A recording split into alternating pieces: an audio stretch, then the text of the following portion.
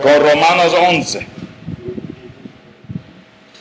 Pablo ya ha dicho que es de corazón, somos justificados por la fe, que Dios ha intentado alcanzar a su pueblo, pero muchos no han querido responder a Dios. Entonces, ¿qué dice en 11:1? Digo pues, ¿ha desechado Dios a su pueblo? Que nunca sea así. Me quedo. Es una frase bien familiar en Romanos para Pablo. Dice que nunca sea así. De ninguna manera. En ninguna manera. Porque también yo soy israelita. De la descendencia de Abraham. De la tribu de Benjamín. No ha desechado Dios a su pueblo, al cual desde antes conoció. ¿O no sabéis que dice de Elías la Escritura, como invoca a Dios contra Israel, diciendo? ¿Qué está diciendo él? Pues claro, él como judío ha respondido al Evangelio. Entonces claramente no debemos pensar que todos los judíos rechazaron a Jesús. No es verdad. Muchos respondieron. Muchos. En el día de Pentecostés, ¿cuántos? 3,000. Y poco después, ¿cuántos? 5,000. Todos son judíos. No debemos decir que ningún judío respondió al Evangelio. En el principio eran todos judíos respondiendo al Evangelio. Hasta Cornelio es el primer no judío en responder al Evangelio de que tenemos datos. Yo creo es el primero. Yo creo es la indicación de Lucas sobre este. Y entonces, pero tenemos un problema, porque han rechazado a Jesús, por lo menos en su mayoría, porque ha ocurrido y este es el punto de Pablo en esta parte. Y entonces Elías dijo que, alguien léenos de 3-6. Señor, a tus profetas han dado muerte y tus altares han derribado, y solo yo he quedado y procuran matarme. Pero, ¿qué me dice la divina respuesta? Me he reservado 7,000 hombres que no han doblado la rodilla delante de Baal. Así también, aún en este tiempo, ha quedado un remanente escogido por gracia. Y si por gracia, ya no es por obra. De otra manera, la gracia ya no es gracia. Y si por obra, ya no es gracia. De otra manera, la obra ya no es obra. Y entonces, no todos los que son de Israel de la carne son de Israel en el sentido de ser parte del remanente fiel a Dios. Él usa el ejemplo de Elías, porque ahí Elías decía, nadie ha respondido a mi llamamiento, nadie está conmigo, yo estoy aquí solo, pobre mí. Dios dice, no, yo tengo 7,000 todavía, hay un remanente. Siempre ha sido el caso de que los de Israel que no vivían de acuerdo a su pacto con Dios, no tienen ninguna garantía de Dios, porque tienen que estar dentro del pacto. Este remanente, pues, siempre ha sido el enfoque para la salvación de Israel, al decirlo así. Y este fue un pacto, un dicho hecho a Elías, que incluía el concepto de la gracia. Alguien ahora de 7, ¿por qué no vamos al 10? 7-10. Si estamos corriendo, porque tenemos mucho texto para cubrir. La parte final de este capítulo requiere bastante más atención. ¿Qué pues? Porque buscaba Israel no lo ha alcanzado. ¿Qué pues? Los que buscaban Israel no lo han alcanzado, pero los escogidos sí lo han alcanzado, y los demás fueron endurecidos. Como está escrito, Dios les dio espíritu de temor, ojos con que no vean, y oídos con que no oigan, hasta el día de hoy. Y David dice, sea vuelto su convite en trampa y en red, en tropezadero y en reflexión.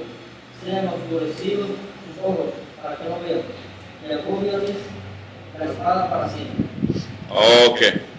Y entonces ellos ya habían hecho una decisión, deben darse cuenta de esto.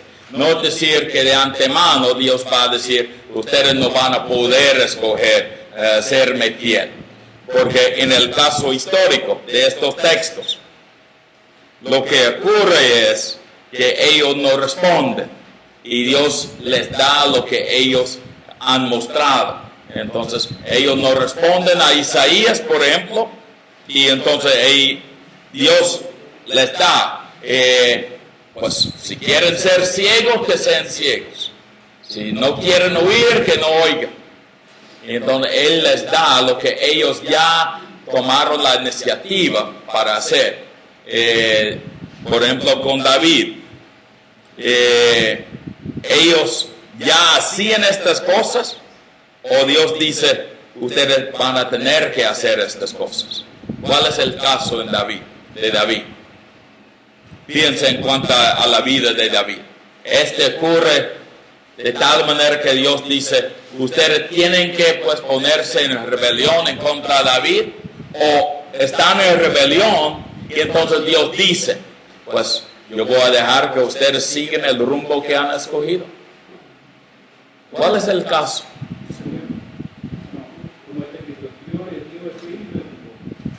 Sí, Dios entonces deja que ellos tengan este espíritu. Sí, si ellos lo han mostrado, Dios dice, bien, que así sea. Si quiere este espíritu, aquí está su espíritu para seguir en este rumbo. Es decir, ellos ya habían iniciado el rumbo antes de decir ninguna cosa a David. Entonces David está hablando después de haber metido ya en el rumbo. Por eso yo creo que es importante de aclarar, porque así es la acción de Dios. ¿A qué se refiere David? ¿De qué está hablando ahí de David? Sí, ¿por qué David dice eso? Sí, este viene... Un momentito, voy a buscar el texto aquí para leerlo de forma más clara. Este viene del Salmo 68 de la Septuaginta, es citado de la Septuaginta, no del hebreo, y claro, con razón, Pablo está escribiendo en griego. Y entonces él ya tiene sus enemigos en búsqueda de él. Él quiere ver cómo va a salir de esto. Entonces ellos quieren hacer trampa para él. Dios dice que pues él va a favorecer a David. Si ellos quieren oponerse, Dios va a dejarles lo que ellos han escogido. Digo pues, de 11 a 12. Digo pues, han tropezado los de Israel para que cayesen. ¿Es verdad? ¿Qué dice Pablo? De ninguna manera. Me quedo esto. Que nunca sea así. De ninguna manera. Pero por su transgresión. Por su transgresión, es decir, ellos ya habían pecado, vino la salvación a los gentiles para provocarles a celos. Entonces aquí ya él está volteando a la inclusión de gentiles en el Evangelio. Y este va a plantear la idea de lo que viene después con 13 y adelante, que el grupo va a explicar. Pero lo que dice, y si su transgresión en la riqueza del mundo es la riqueza del mundo, su defección la riqueza de los gentiles, cuanto más su plena restauración. Y él todavía espera la salvación de su pueblo. Y él dice, pero Dios ha usado aún este hecho de rechazar al Mesías de parte de Israel, y aún en el pasado lo ha usado. Por ejemplo, en el tiempo de David, en el tiempo de Elías, cada vez tiempo de Isaías lo ha usado cada vez para algo aún más allá. Recuerden Romanos 8:28. Él puede usar aún las cosas malas para hacer lo bueno. No es bueno que Israel haya sido tan duro en responder a Dios, pero Dios es aún más grande, lo ha usado. En este caso, el caso del Nuevo Testamento, con los apóstoles predicando el Evangelio, al ver la disminución de respuesta positiva por los judíos, van más y más a los gentiles. Y entonces, al responder menos, los judíos no van a dejar de predicar y siguen predicando. Los gentiles responden más y más, y entonces la respuesta negativa de los judíos ha resultado en un aumento de gentiles respondiendo. Y es obra de Dios, porque Él quería que los judíos no respondan en forma positiva de ninguna manera, pero que los gentiles responden. Es la magnificencia de Dios, majestad de Dios. Él es tan grande que aún puede usar el rechazo por parte de los judíos para hacer algo aún más grande, como la inclusión de los gentiles.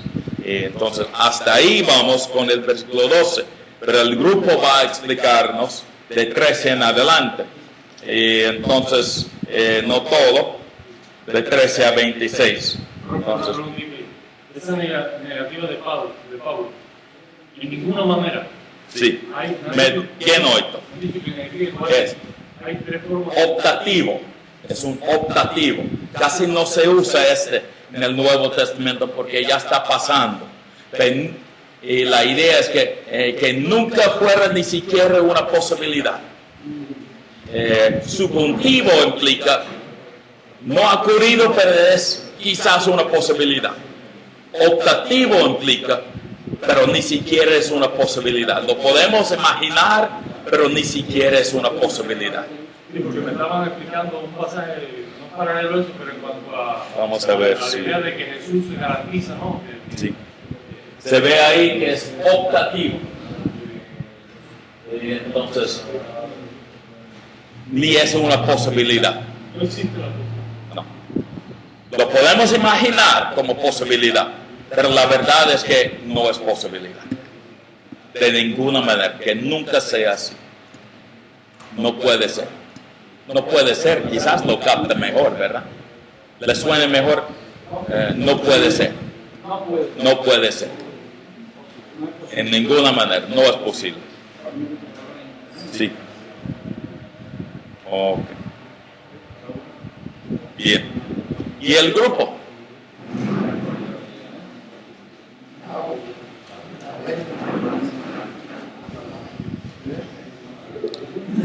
Mientras que el grupo van a usar esto, ok. Mientras que el grupo venga, voy a explicarles una cosa en cuanto al examen. Yo hice una decisión pensando no va a ser muy bueno que ustedes estén en la clase antes del examen, porque van a estar ahí estudiando durante toda la clase esta tarde. Entonces tendremos el examen al comienzo de esta tarde. Para que ya tengan todo bien en su mente. A las 2, es decir, tendremos el examen, porque no va a ser bueno intentar meter aún más material en su mente y luego tomar el examen. Entonces, a las 2 tendremos el examen. De ahí a las 3 comenzaremos con la clase, o si alguno necesita más tiempo, 3 y pico. Okay.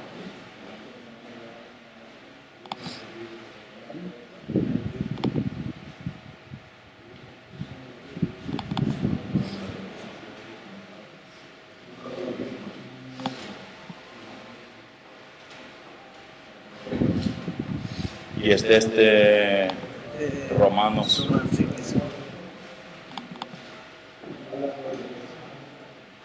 Es como uno. Sí, ustedes lo pueden manejar. Sí. Tienen todo aquí. Sí. Nosotros, Dios le bendiga mucho. Dios le bendiga. Amén. Gloria a Dios.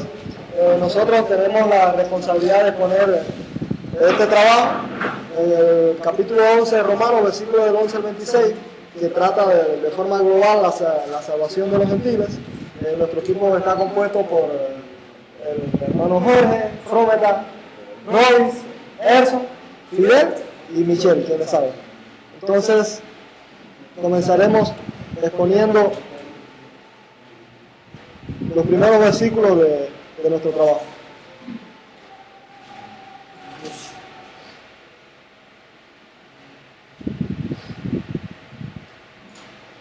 El propósito de la caída del pueblo de Israel, los versículos de 11 a 14.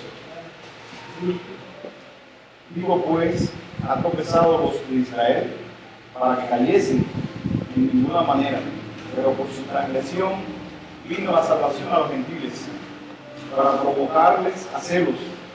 Su transgresión es la riqueza del mundo, y su defección la riqueza de los gentiles.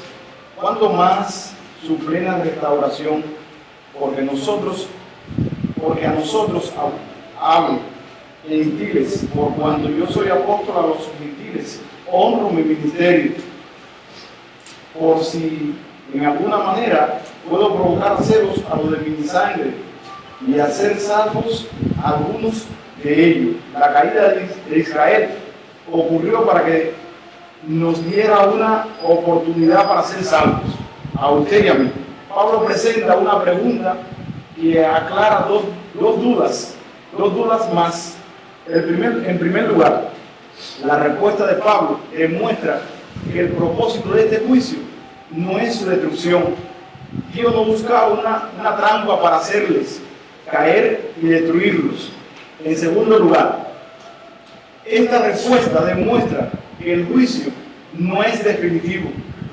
A través del juicio, Dios inició un proceso que resulta en un círculo. El propósito de la caída de Israel es nuestra salvación.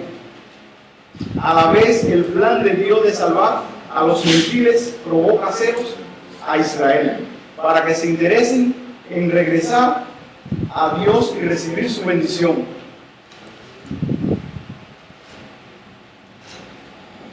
Pablo razona que si la transgresión de Israel ha resultado en bendición del mundo, al darle a los gentiles la oportunidad de ser salvos, ¿cuánto más se puede esperar que su restauración traiga bendición?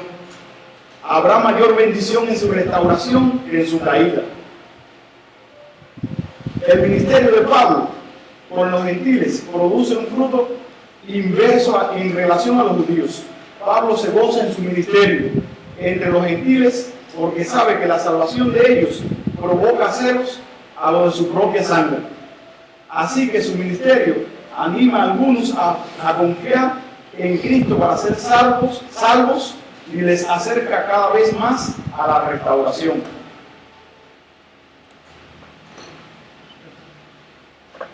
Yo quería decir algo, ¿no? Aparte de lo que está ahí. Los gentiles debemos tener cuidado porque el pueblo de Israel o los israelitas no fueron desechados totalmente, pero no fue para que nosotros seamos salvos. Ellos fueron desechados producto a su incredulidad y a su desobediencia, y eso provocó que nosotros fuéramos injertados en la promesa que ya Dios había tenido para el mundo entero, y fue la oportunidad, como decíamos anteriormente.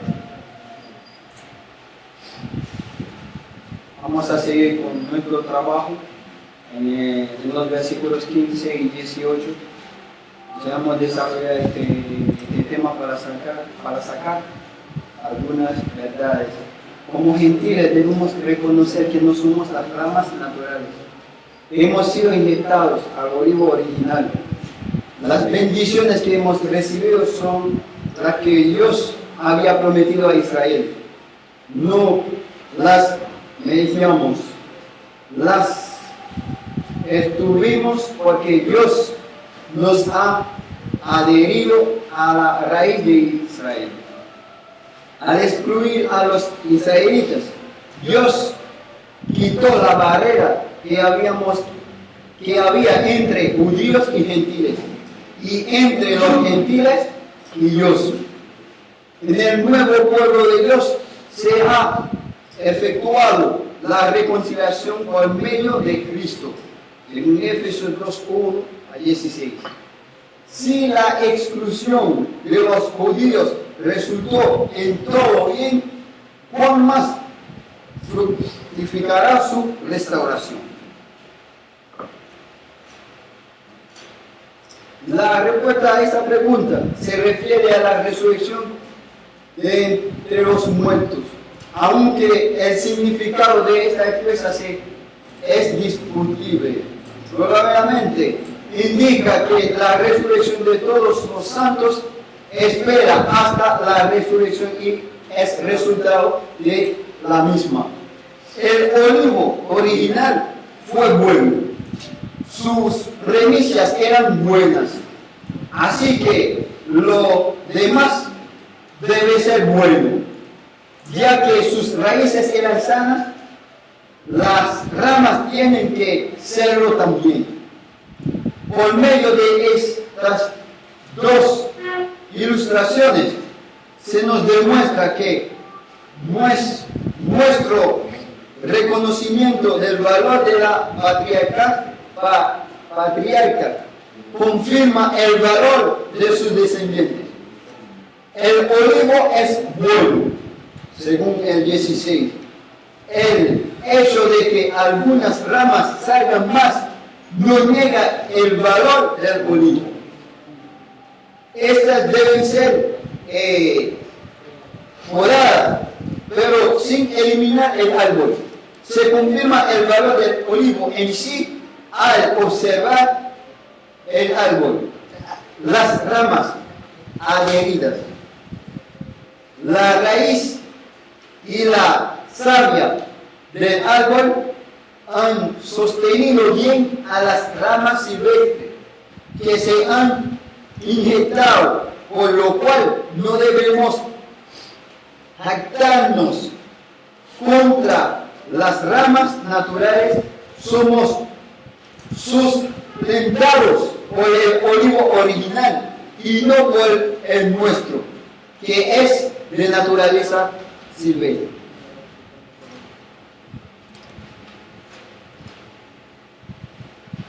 Aquí en los versículos 16 y 17 hay una metáfora o un juego de palabras que Pablo quería darnos esta información. Es decir, los israelitas estaban obligados a ofrecer a Dios las primicias de la tierra, tanto en la condición cruda y en el manojo de grano recién desagrado.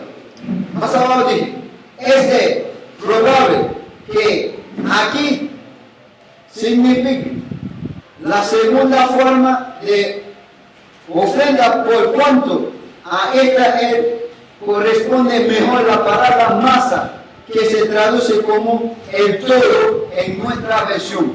Y el argumento del apóstol es que la separación para Dios de Abraham, Isaac y Jacob del resto de la humanidad, como la raíz que originó la raza, fue una ofrenda tan verdadera de primicias como las que santificaban el producto de la tierra. Así, en la estimación de Dios fue igualmente real la separación de la masa o del todo de dicha nación en todo tiempo para Dios. La figura de raíz y las ramas es de aplicación similar. La consagración de aquella se extiende tan a esta. Los gentiles han experimentado la bondad de Dios y los judíos su veracidad. Si los gentiles, severidad, si los gentiles permanecen fieles, seguirán disfrutando de la bondad de Dios. Pero si los judíos abandonan sus incredulidad y entren en la fe sean inyectados. Porque dice Pablo, si fue posible que él hace mucho fuera inyectado en el olivo cultivado, muchos más será posible que las propias ramas del olivo cultivado sean inyectadas de nuevo en su árbol original. Al hablar de los cristianos gentiles, Pablo les insta a no sentirse superiores porque Dios había rechazado a algunos judíos. La fe de Abraham se asemeja a la raíz de un árbol productivo y el pueblo judío viene a ser las ramas naturales del árbol. A causa de su infidelidad, los judíos fueron las ramas desgajadas. Los creyentes gentiles se inyectaron en el infidelidad. Los judíos fueron las ramas, el árbol como olivo silvestre, y ahora gentiles y judíos comparten la savia basados en la fe en Dios. Ninguno de los dos puede confiar en su herencia cultural en cuanto a la salvación. Dios nos ha metido en su pueblo no por causa de nuestros méritos, sino por la incredulidad de los judíos.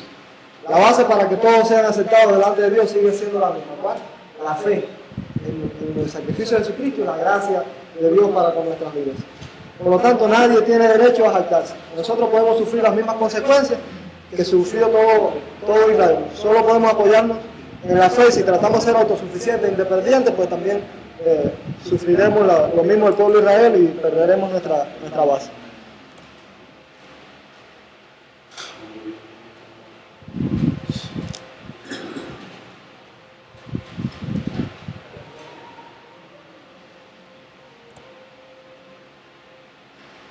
Trasfondo del Antiguo Testamento histórico, trasfondo histórico y literatura extrabíblica.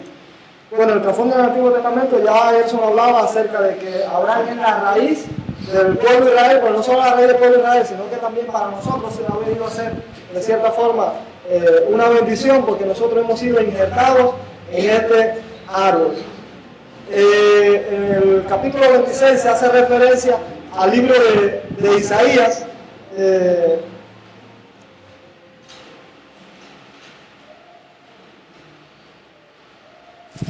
Dice el capítulo 26,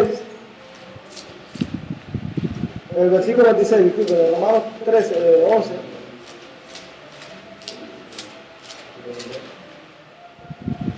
Dice así: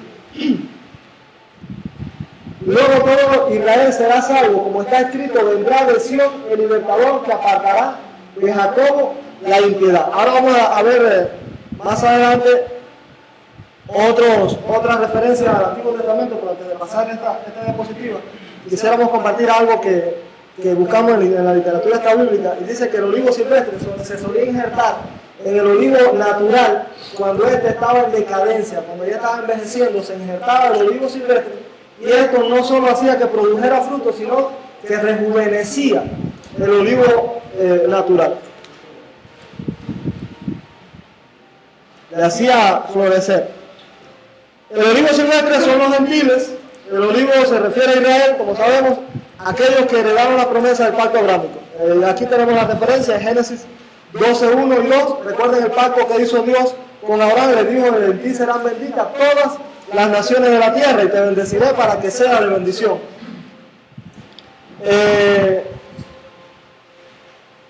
No vamos a leer esta palabra injertado, puesto que vamos a estar tratando de ella en lo adelante. Y aquí hay otras referencias, disculpen. En el Antiguo Testamento, si quieren buscarla, tenemos Éxodo 22:29, 23:16, 23:19, Levítico 23:10, Número 15:17 al 21, Deuteronomio 18:4, Deuteronomio 26:10, Nehemías 10:35 al 37, Proverbios 3:9, Ezequiel 44:30. Entonces vamos ahora a estar viendo algunas palabras claves que nosotros encontramos en este capítulo de Romanos. Sí, hermano, de manera sencilla,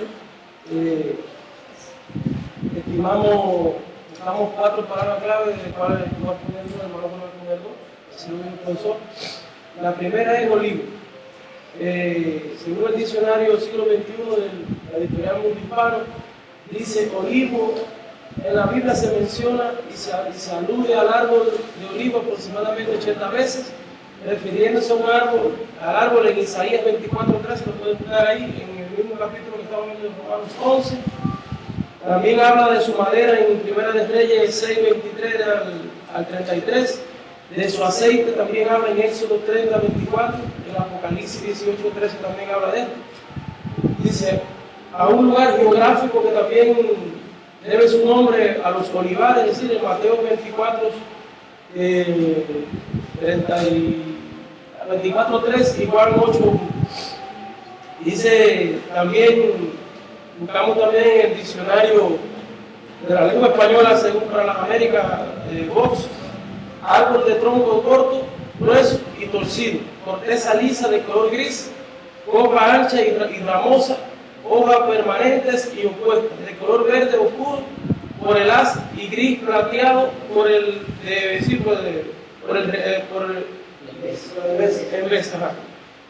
flores pequeñas blancas agrupadas en racimos y frutos, oliva o aceitunas, en forma de, no sale bien la palabra, debe ser es una palabra así que habla así, carnosa, aceitosa, de la que se extrae aceite de oliva. Puede alcanzar hasta 10 metros de altura. Si oliva, olivera, sí. Sin oliva y olivera. Ajá. Entonces habla del olivo silvestre también, porque ya como hemos visto se ha hecho una diferenciación entre lo que es el olivo y el olivo silvestre. Y la otra sección en el diccionario es árbol de corteza griquesca y lisa, hojas perennes opuestas con el margen entero, flores agrupadas y en racimos axiales, pequeñas y blancas, frutos de drupa, de color verde azulado, debe ser, brillante. Después pueden alcanzar hasta 10 metros de altura.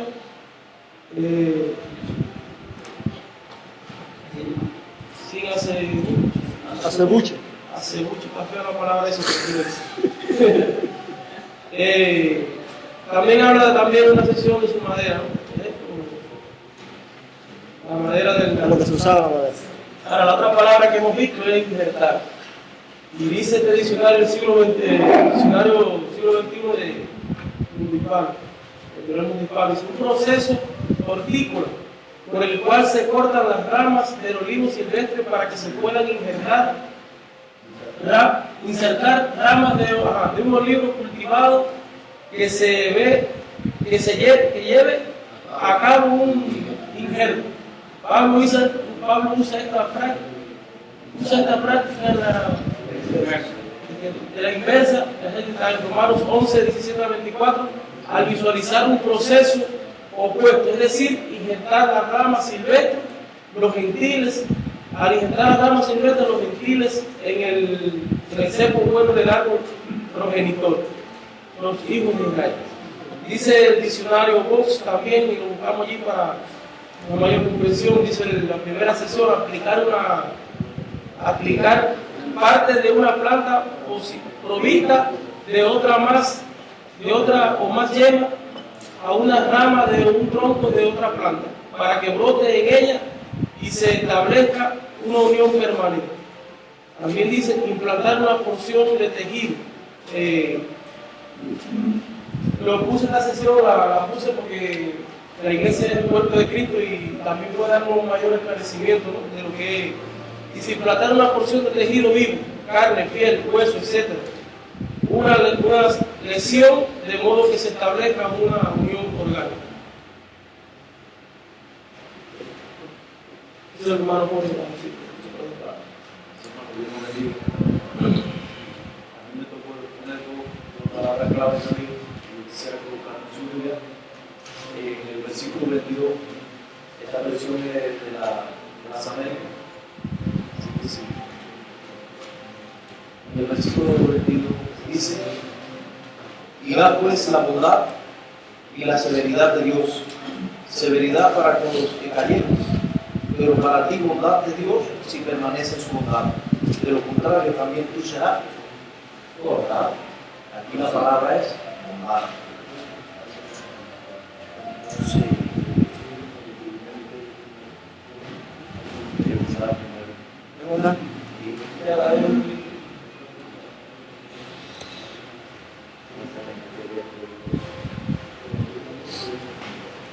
Aquí vemos que la bondad, la palabra bondad se refiere a la salvación de Dios para los gentiles creyentes y la severidad al rechazo de los judíos incrédulos.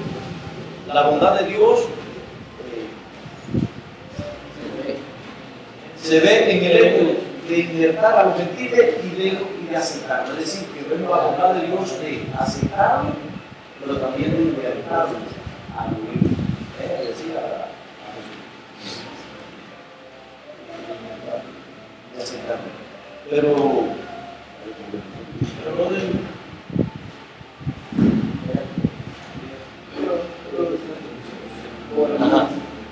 no del énfasis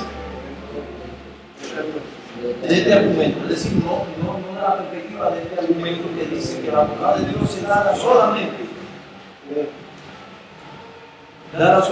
a los que permanecen en la bondad de Dios. La persona que conoce el amor de Dios debe andar y vivir en la bondad de Dios. La palabra permanecer, del vocablo griego, el primero, significa seguir, estar firme, quedarse, permanecer, perseverar y continuar. La idea de tanto de relación como de posesión. El creyente está establecido en la bondad de Dios. Está relacionado en la bondad de Dios.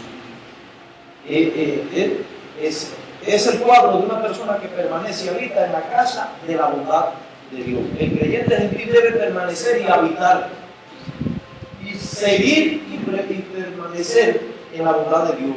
O él también será cortado, así como los judíos fueron también cortados. Es decir, que Dios nos ha dado de su bondad. Nos ha traído y nos ha encargado. Pero tenemos que permanecer. Y ahí estar firme en esa bondad de Dios, porque de lo contrario vamos a ser cortados también. La otra palabra clave sería misterio. Vamos a buscarlo en el versículo 25. En el versículo 25 de ese mismo capítulo.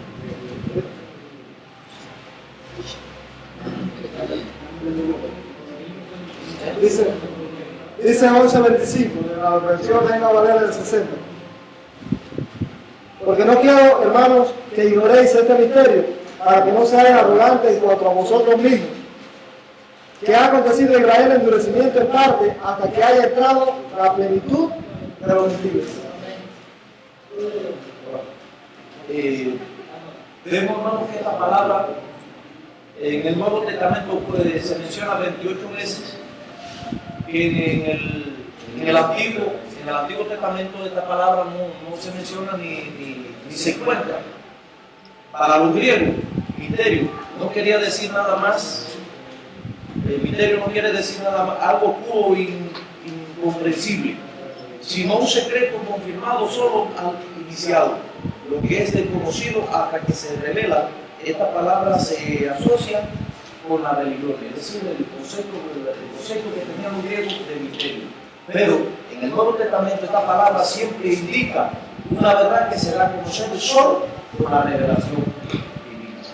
Es decir, el misterio en el Nuevo Testamento, hermano, solo se da el significado a una revelación divina, a una verdad que es revelada a través de la divinidad de Dios. Ahí nosotros pusimos algunos ejemplos de la revelación divina, de este misterio de revelación divina. En primer lugar, la redención por medio de la muerte de Cristo, es decir, la redención de nosotros los hombres por medio de la muerte de Cristo. Y ahí estamos textos que respaldan esta idea.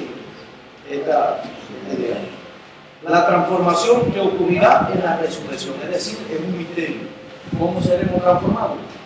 Nosotros no ha sido revelado. Ahí está, es un misterio también. ¿Cómo vamos a ser transformados? La encarnación de Cristo.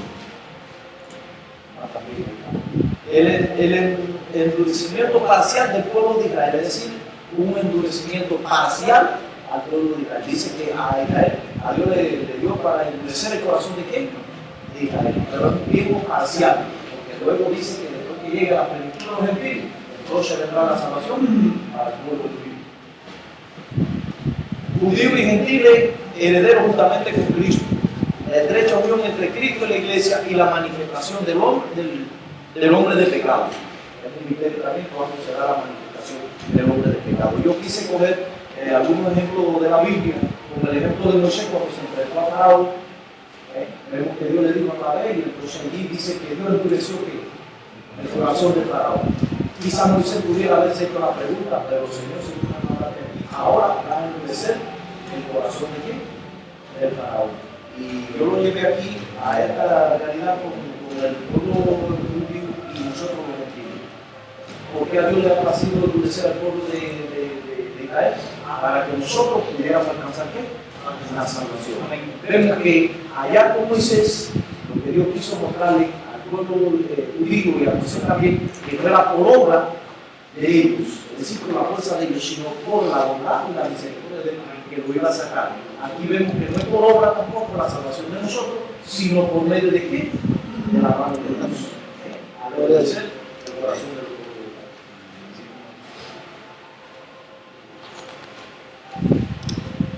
Quisiéramos concluir con tres aplicaciones. Primero, la salvación de Dios siempre ha sido y seguirá siendo por gracia. Segundo lugar, la caída de Israel, Dios la permitió con un propósito positivo, tanto para Israel como para los gentiles. ¿Sí? Decimos caída, preferimos la palabra caída porque sabemos que Dios no los ha desechado aún, ¿verdad? De hecho, no lo va a hacer. En tercer lugar, que Dios sigue teniendo un plan para la nación de Israel y lo va a llevar a cabo. Y queremos hacerles reflexionar un poco con esto que pusimos aquí finalmente. Dice, Pablo utiliza la ilustración de Israel como una advertencia para nosotros. ¿Qué lecciones debemos aprender de la historia de Israel? ¿Cuál debe ser nuestra actitud? ¿Y cómo podemos evitar correr la misma suerte? Dios le bendiga mucho.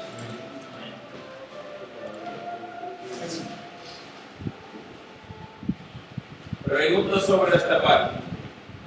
No se preocupe, lo sacaré. Un momentito.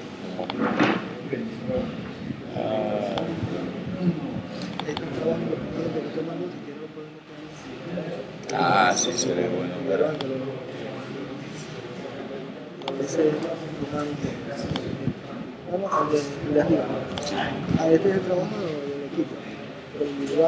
Este es el trabajo romano equipo y este es personal. Debo copiar este también. Este no, porque este está incompleto. Ok. Ya. Aquí.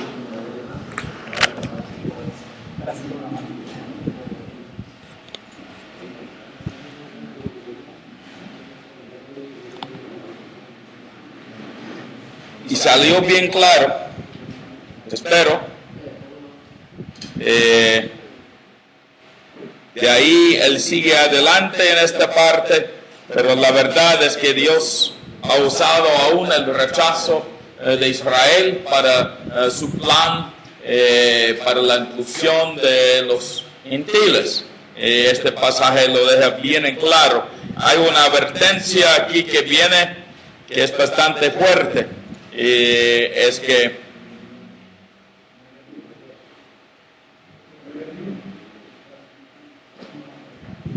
no.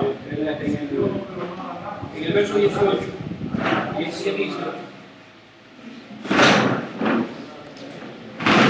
pero la advertencia es, voy a mirarlo así, lo siento.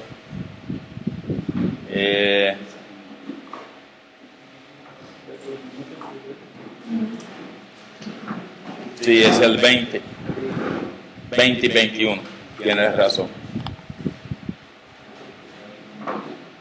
Si Él ha hecho con Israel, ¿qué de nosotros?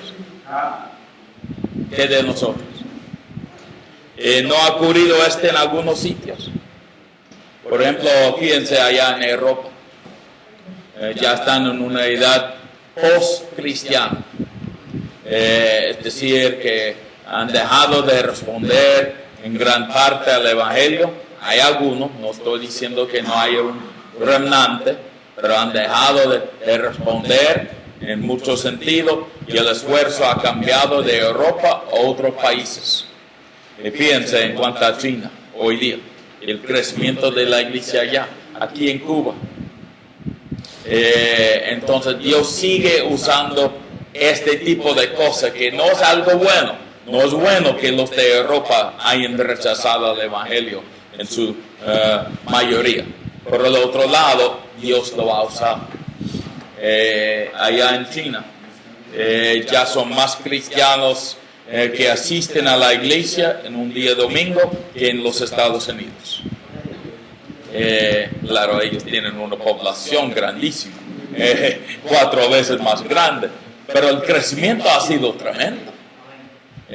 Dicen que contando las iglesias de casa que no son legales, son quizás por ahí 150 a 200 millones de cristianos hoy día que asisten cada domingo a algún sitio allá en China. Es algo maravilloso lo que ha ocurrido allá. En su mayoría son evangélicos.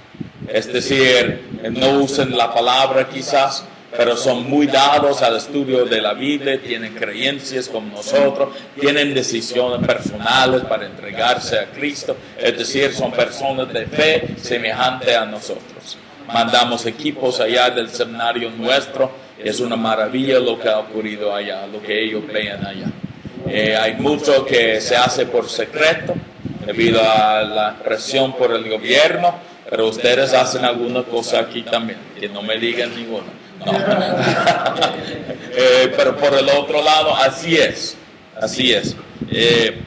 Ha ocurrido en otros países de la África y hay un crecimiento asombrante allá, y ahí en los países musulmanes, y este es algo que ya está creciendo más y más. Entonces es algo semejante a lo que Pablo vio en su tiempo, pero en su tiempo fue con Israel. ¿Cuántos de ustedes se convertirían en judíos para seguir a Jesús? Algunos. Pero por el otro lado, al seguir a Jesús sin tener que convertirse en judío, ya aquí estamos. Al no haber tenido este rechazo del Evangelio de parte de los judíos, es muy posible que el cristianismo habría quedado dentro del esquema del judaísmo, limitado en muchos sentidos debido a las restricciones del judaísmo en su cultura, las obras de la ley. Entonces, como sabemos que mi mujer, que mi esposa se convierte en judía, no hay problema. Pero si no he pasado yo ya por la circuncisión, para un hombre es otro asunto. Entonces pensamos muy bien. Pensamos, a lo mejor asisto, no me voy a reunir con él. Y entonces Dios usó todo eso, solucionó el caso. Este fue el enfoque. Y entonces estamos ahí. Sí. El versículo 17 dice: el segundo de la gran mujer de Canaán, Dios ha sido invitado en lugar de ellos. Vale en el Nuevo Testamento original, que dice de ellas, para saber si es en lugar de ellos, a qué se están refiriendo. Sí, Este fue. Un momentito para mirarlo aquí, porque al parecer lo haremos después, ¿verdad? No. Yo creo que podemos terminar con esta pregunta, por lo menos. Y en esta parte sí dice que, ay, qué cosa. Sí, la cita es algo extraño.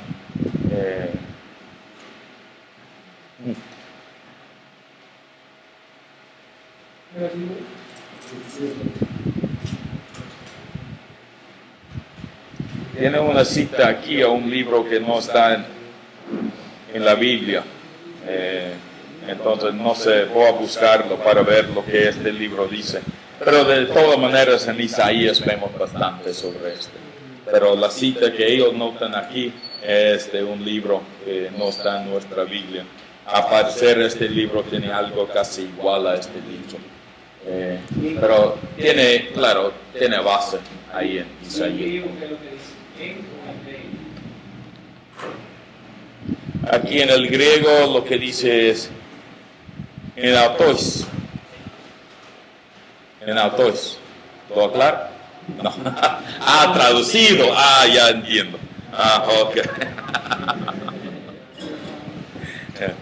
No, sería para este siendo injertados en lugar de ellos.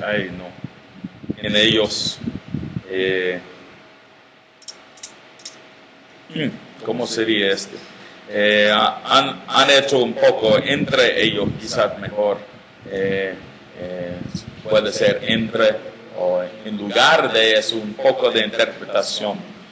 Seguramente este viene del texto recibido, tiene que ser, porque no veo yo cómo ellos traducen este como es.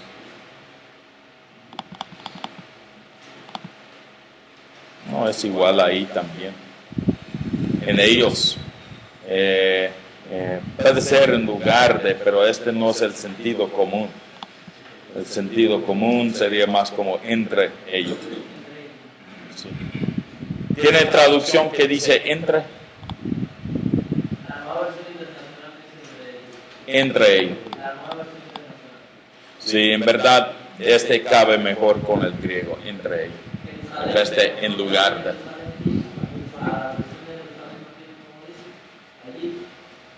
No sé, no tengo la versión de Jerusalén aquí. Lo tengo en la casa. Pero no voy a predicar en las iglesias acá de esa versión. No, este sería invitar una confusión. A mí me gusta la versión, pero no para el uso en la iglesia. Pero no tengo en la máquina la versión. No puedo decirlo. Ok. ¿Qué cosa? Pero para terminar con esta parte, y entonces tenemos debemos tener temor, porque puede ser que nosotros también pasamos a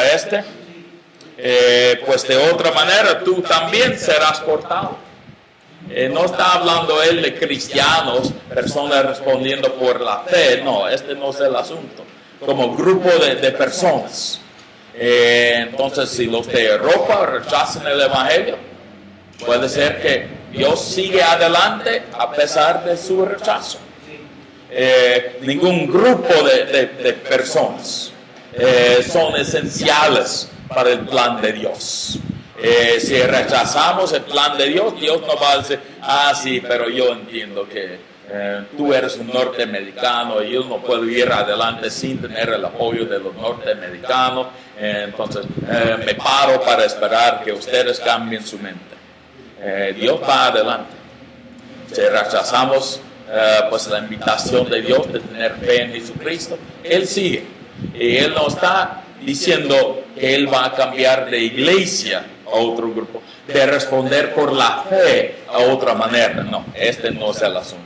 Pero de un grupo como los romanos, si los romanos dejan de responder, Él va a otro grupo. Y aquí es claro, Él ya dijo que está hablando directamente a los gentiles. Fue dejado bien en claro, porque como dice en 13, porque a vosotros hablo gentiles. Entonces se dirige hacia los gentiles para que ellos entiendan en esta parte. Okay. Y luego aquí vemos la bondad de Dios.